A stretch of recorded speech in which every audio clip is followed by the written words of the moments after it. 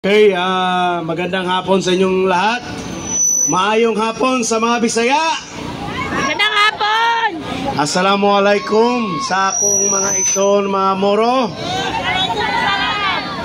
Salamat kay karong hapon. Aniya na punta din sa Idsa Shrine. Ikatulo na ning adlaw nato and himuo na to ni sa isa ka tuig. Kung kaya himuo na to ni og tulo ka tuig hantod mahuman ang term. Pero I believe dili maabot ta og tuig. Maulaw na siya mo, naog graduate na siya. So, I am thankful nga nata dinhi. Andito tayo peacefully, ayaw natin ng gulo. Dahil tayo ay naglabas lang tayo ng ating mga hinaing as mga Pilipino. And siguro meron namang rason kung bakit andito tayo lahat. Yes, sinabi kanina ni Yussi Cranke na isa sa mga sinasabi nga nila sa mga bayaran din na mga vlogger na tayo daw ay binayaran dito. Sino ba ang taong makabayad sa akin? Itanong ko, papuntahin nyo dito. Ako si King Belimac, taga-probinsya ng Sarangani. Kaya nyo akong bayaran?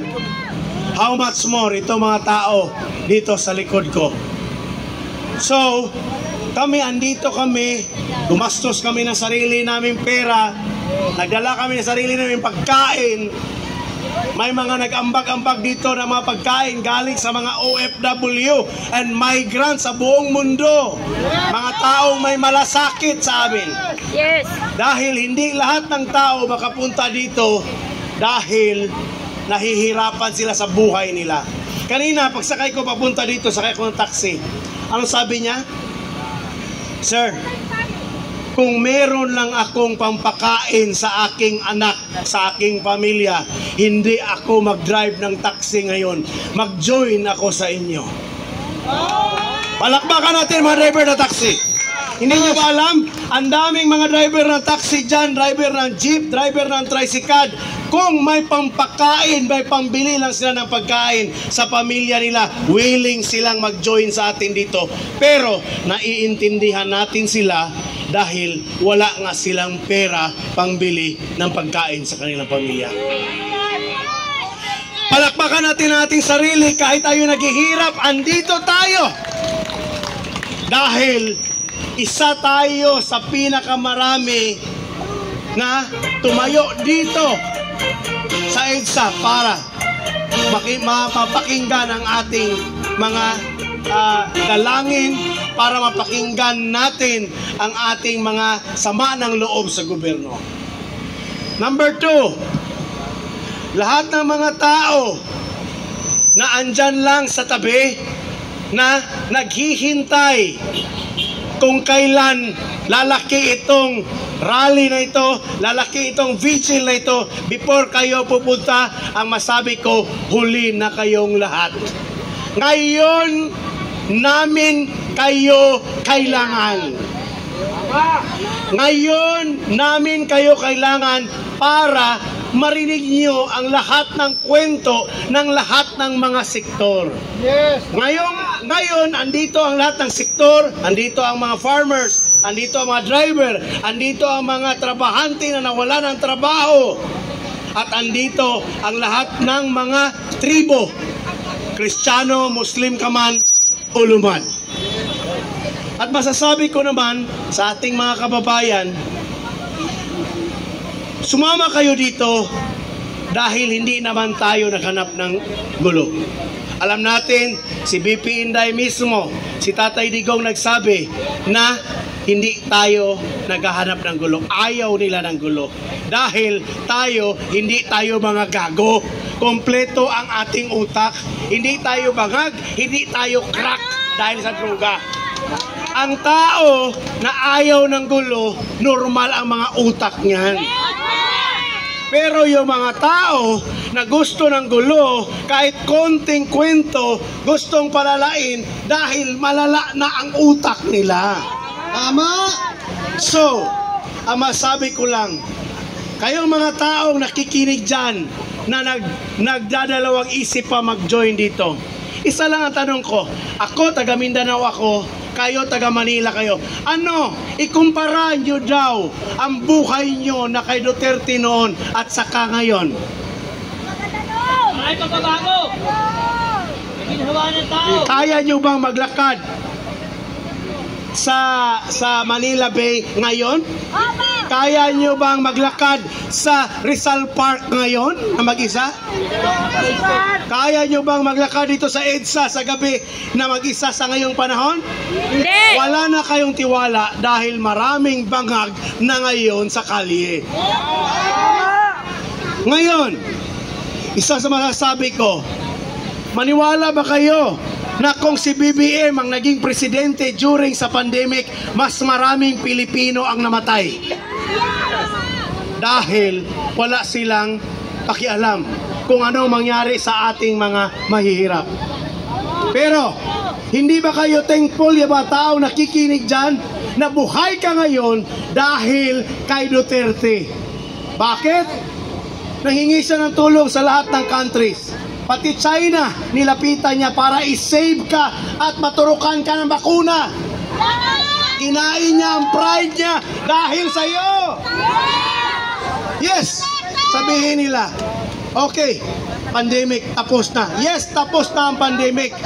Pero mahiya naman tayo sa Duterte, kay President Duterte, dahil siya ang binuhis niya ang kanyang sarili para lang i-save tayong lahat. Maniwala ba kayo na grabe ang paghihirap ng bayan noon, pero wala siyang opsyon? Ngayon sabihin natin, kaibigan tayo sa Amerika, ilan libo ba ang binigay na baksin ng Amerika? Until na-expire na lang, tinapon nila. Pero sabihin natin, kalaban natin ang China. Ako hindi ako pro-China, ha? Kalaban natin ang China. Pero mahiya naman tayo dahil karamihan natin dito, ang katawan natin, puro mga Sinovac halos ang binigay galing sa China. Nabuhay ka ngayon dahil na Sinovac at sakripisyo ni Tatay Digong sa ating mga Pilipino. Tapos sabihin nyo, para lang kayong sobrang galing nyo sa Kongreso na parang wala kayong utang na loob kay Tatay Digong. Noon, mga congressman, ang galing. Ang bilis mag-feast.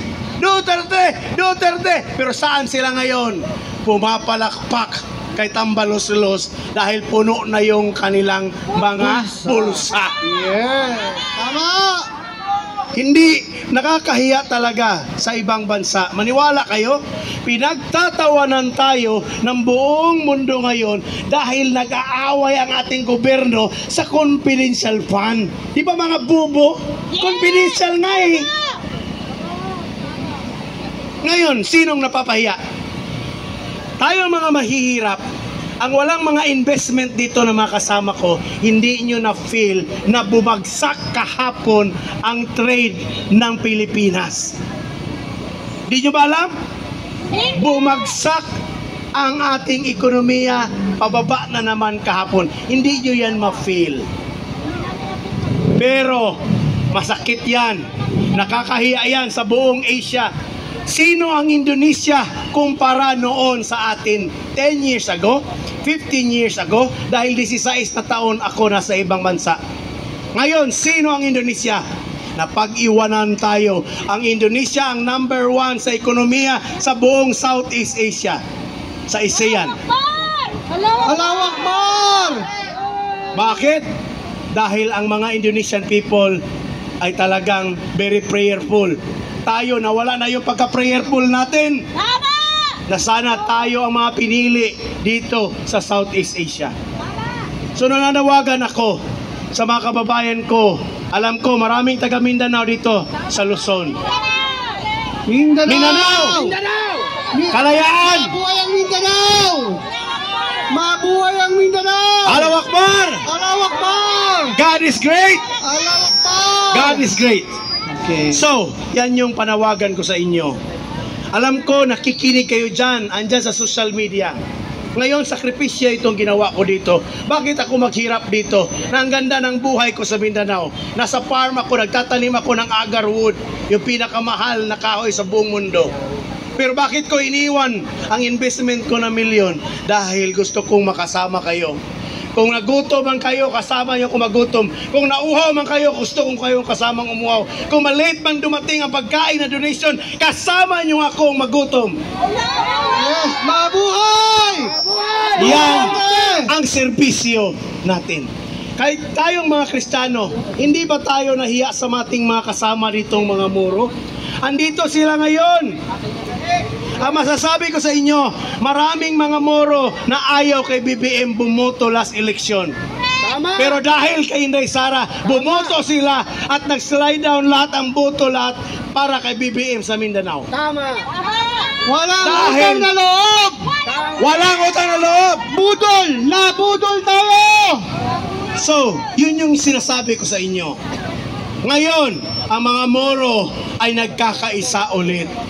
Dahil alam natin, nagkamali tayo, hindi naman tayo perfecto, at isa sa rason, bakit tayo nagkamali? Dahil obedient tayo. Kung anong sinabi ni Inday Sara, sumunod lang tayo. Dahil mahal natin si BP Inday, mahal natin ang ating leader. Ngayon, hindi na tayo nila magugulangan, mga kapatid ko, mga Moro. Alam nyo ba? Kung mayroon lang train na free galing Mindanao papunta dito sa Manila, andito na mga kapatid nating mga Muslim, mga Moro ngayon. Tama! Sa totoo lang, kung mayroon tao na magbigay ng isang barko na free papuntang Zamboanga at papuntang Davao or sa General Santos, punuin namin yan within 6 hours. Daming pupunta dito. Sabihin ko yan sa inyo. So ngayon, ang masasabi ko sa inyo, sana kayong dito sa Manila, magsakay lang naman kayo ng tricycad eh. Sasakay lang naman kayo ng jeep eh. Konting kimbot lang. Konting sakripisyo lang para sa bayan. Pangatlo, ang rason bakit ako tumayo dito. Hindi nyo na-feel sa mga Kristiyano nung undas? 10 years, 15 years ago, nakatingin lang ako during undas sa Bisaya, Kalag-Kalag. Nakita ko yung mga tao bumibili ng kandila, 100, 5 piraso. Kayo, kasama kayo dyan. Last undas, anong ginawa nyo? Mahirap bumili ng 10 kandila, di ba? Tama! Mahirap bumili kahit 5 kandila. Dahil iniisip natin paano tayo bumili ng bigas kaysa sa kandila. Na-remember nyo, 15 years ago, pag once undas, once Kalag-Kalag, reunion natin yang mga Bisaya, Kristiyano. Madali lang tayong lumabas ng 1,000. Mabilis lang tayong lumabas ng malaking share. Pero last undas, na-feel nyo? Oh, sino nga dito? Security guard, police, security driver ng taxi, driver ng Grab. Kami lang ba ang naka-feel niyan? Ako may pera ako, makakain ako 3 times a day. Pero na-feel ko yan. How much more kayo? Ang malaking tanong ko before ako matapos, hindi kayo na-surprise? Today is November 28. Last 15 years ago, saan kayo dito sa Manila? Pag November 28 na, andoon kayo sa Green Hills, andoon kayo sa Divisoria, andoon kayo sa Baclaran, namimili na kayo ng panregalo sa inyong mga inanak. Kayon! Nakabili kayo? Hindi totoo yan. Dahil wala na kayong pera. Inubos na nila. Hindi na sinasabi natin, nasa posisyon ka ngayon. Ngayon, huwag kang sumama sa amin. Balang araw, gabaan ra ka. Unta, ikaw ang makapil kung saang na-feel aning mga tao nga naakaron diri nagtindog ko ba na mo. Karon, hindi nyo alam? Siguro, hindi nyo napapansin. Excited ba kayong darating ang Pasko? Hindi! Hindi nyo yan na-feel. Baka ako lang nagtanong yan dito. Ang tanong ko, ano ang magiging Pasko nyo?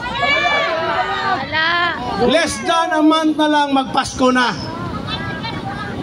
Ha? Ano? Kaya nyo bang kumain ng spaghetti sa Pasko? Hindi! Kaya nyo bang magregalo sa mga inaanak nyo sa Pasko?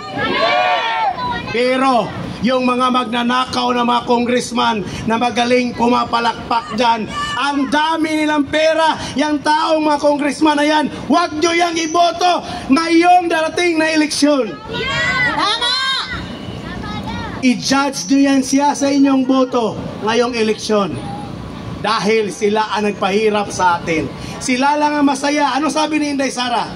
Magtanong ka sa mga mayaman dito na nagbibenta ng relos. Sino ang bumibili ng tag-half billion, 3 million, 3 relo, one and at a time? Sino? Mga secretary, undersecretary, assistant secretary, congress, senator, congressman, governor, mayor. Ang tanong ko, kayong nakikinig ngayon, mga vlogger, mga follower, ano ang Pasko nyo? Andito ako ngayon dahil gusto ko sana ang Pasko natin ay masaya. Paano maging masaya ang Pasko natin? Pag umalis at nahiya na yan sila at bumaba. Yan sana ang ating Pasko. Ayaw natin ang gulo. Ayaw natin na mag-away tayo dahil Pilipino lang din yan sila. Pero masabi ko, excited ako na makita kayo sa Pasko na masaya. Dahil mahirap mag-celebrate ng Pasko na kahit 1 kilong bigas na nagpa-promise yan na 20 pesos per kilo, hindi nangyayari yun. Budol! Budol! So ngayon, masasabi ko, mga kababayan ko, na nakikinig ngayon,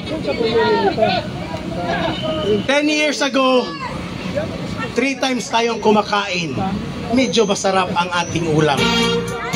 Nakakamerienda pa tayo. Ang tanong ko sa inyo, ngayon, masarap ba ang kinakain nyo? Nakakamerienda ba kayo? Ang sagot ko, dahil naghihirap na tayong mga Pilipino. Ngayon, challenge ko sa isa't isa, sana magsama-sama tayo dito, manawagan tayo, dahil nakita ko for the last 3 days na marami tayo at gusto natin ng good. Kanta tayo! Sayaw! Handa na! Peaceful rally! Handa na! Si Tatay sumayaw! Sumayaw ng 80 years old na si Tatay. So again, patuloy lang tayo sa ating ginagawa dahil peaceful naman ang ginawa natin. Ayaw natin ng gulo. Again, God bless us all. Allahu Akbar, and to God be the glory. Allahu Akbar. Duterte! Duterte! Duterte! Duterte! Duterte! Maraming salamat po! Konting bawas muna sa music. Maraming salamat po. Pagiging presidente natin. Ito. Kasi po, sa pagkakabasa ko po kay Bongbong, wala siya pong calling para maging presidente po. Wala talaga. Wala po sa kanya ang Holy Spirit. Yan po ang nakikita ko kay Bongbong. Kaya po, siya po ay nahihirapan, kawawa naman. Opo. Yung kanya pong ama, wala po akong problema. Hanap po tayo kay Presidente Marcos Sr. Si Bongbong po, gusto niya rin maging presidente. Hindi po siya bagay. Magpresidente po. Opo. Sa totoo lang kapatid, ang dapat presidente natin ngayon, si Digong, dapat siya presidente. Ay kasi po, wala tayong re-eleksyon na probesyon. Problema ba yun? Ito po sa atin, sa Pilipinas, ay hindi maaari kung walang re-eleksyon ang presidente at ang vice president. Hindi maaari. Bakit tayo naman mga Kristiyano? Masunuri naman tayo sa 10 utos ng Diyos. Salamat po sa mga nagkokomento. Ang namamahala sa atin, masunuri sa 10 Commandments, tayo rin na pinamamahalaan, masunurin din tayo sa 10 utos. Kaya yung ating mga pinuno, ay ilang panahon lamang yung 6 na taon? Ilang panahon lang yun?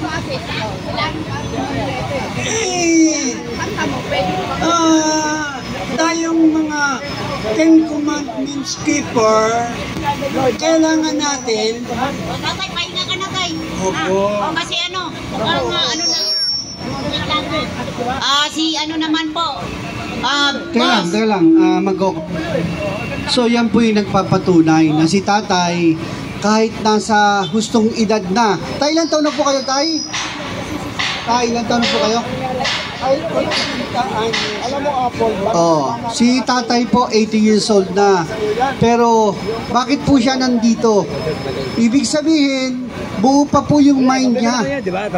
So alam niya po ang nangyayari sa gobyerno. Kaya niya sinasabi na talagang siya po ang tunay na nagsasabi ng katotohanan dahil napapanood niya po si Pangulong BBM. So, isa po ito sa ehemplo ng mga veterans na nagsasabi po na talagang walang kakayanan na po ang ating Pangulong Marcos. Dahil napapanood niya po talagang meron ng karamdaman. Kaya ang kahilingan lang po ng taong bayan, magkaroon po tayo ng drug test, hair polygraph test, para po mapatunayan natin at malaman ng mamamayang Pilipino na kaya nandito ang mga tao sa EDSA Shrine. Dahil ito po yung historical, ito magpapatunay na gusto po nila dito gawin ang drug test. Magsimula sa presidente pababa. Dito natin gawin. Dahil total, nasa historical place po tayo. Ito po yung magpapatunay na kinakailangan na po nating ilabas ang katotohanan, hindi ang kasinungalingan. Lord ba to? Tama po, tay? Oh, hindi na po kaya ni Bongbong. Hindi kaya na po. 8 years old na pero lumalaban pa rin sa karapatang pantao. Hindi po na kaya kasi walang espiritu nga po ng Diyos. Si Sarah po mayroon. Yes! Yes, tay! Mabuhay ka, tay! Yun po ang mabuti po kay Sarah, yung Holy Spirit. Nararamdaman po naman natin, mayroon po siyang pag-ibig. O mayroon po siyang pananampalataya. At kabutihan kahit sa babae lamang. Okay.